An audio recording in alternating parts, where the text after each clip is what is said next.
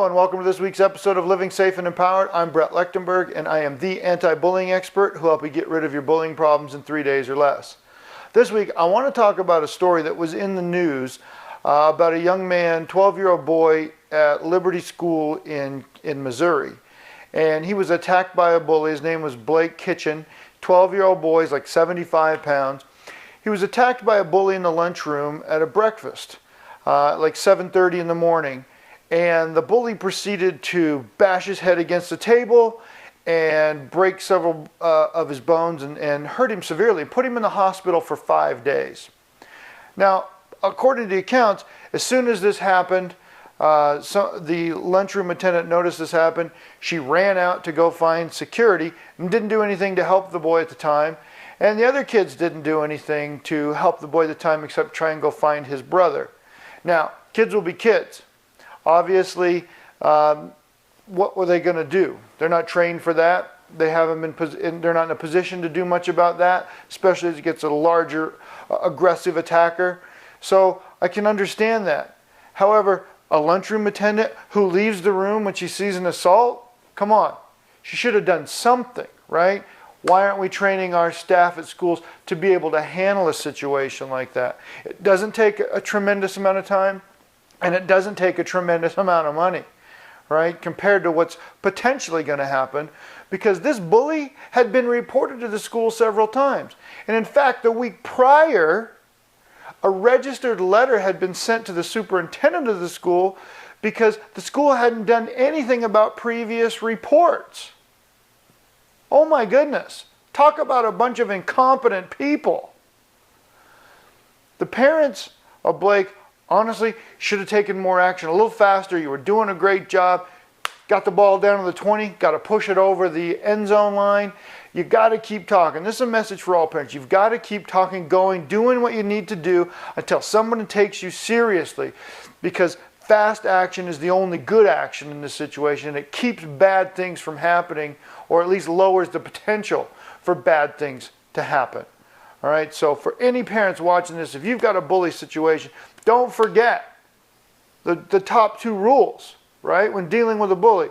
Remember, one is to let your kids know that you're going to help and you're going to take care of this situation. And two is that quickly and decisively and without hesitation.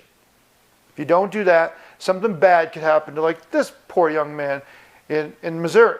And we don't want that to happen. Now, as far as the school, hey, guess what, gang? You dropped the ball. You're responsible for part of this. And I really sincerely think that some of you are going to be in trouble, and you probably deserve it. You were warned, you were told, you got a letter, and yet you didn't do anything, and you had this violent individual attack another student in your school. You better step up and do the right thing. You're going to end up in a lot of trouble in your own community. Why would you do that? So here's my message to school personnel. Why are so many of you not taking action? Now, some are, and many of our school officials are doing a good job and doing their best to help this. But some people, I can't express this enough, I hear all the time, my principal didn't do anything. Teachers didn't do anything. They didn't take action. They blew it off. Kids will be kids. Guess what? People are being seriously hurt. Physically, mentally, emotionally.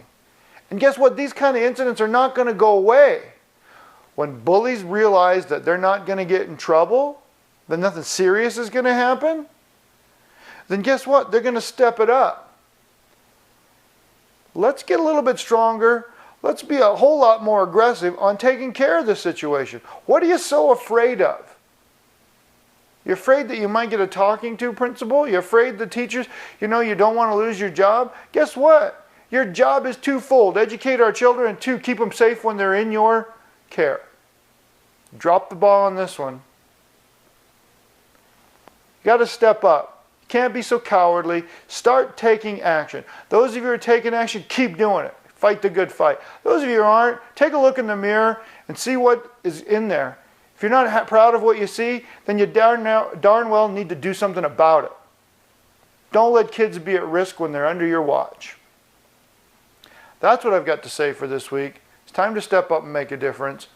As always, if you would like a copy of my free anti-bully report on what to do with bullying at school and how to report that, just click the link below antibullyprogram.com, get your free report, or you can find it on my website, brettlechtenberg.com. So until next time, let's get stronger, let's take more action, let your voice be heard, do something about the problems that you hear about. We have a responsibility to our community, to our children, to do that very thing. So until next time, that's what I got for today. Live a safe and empowered day.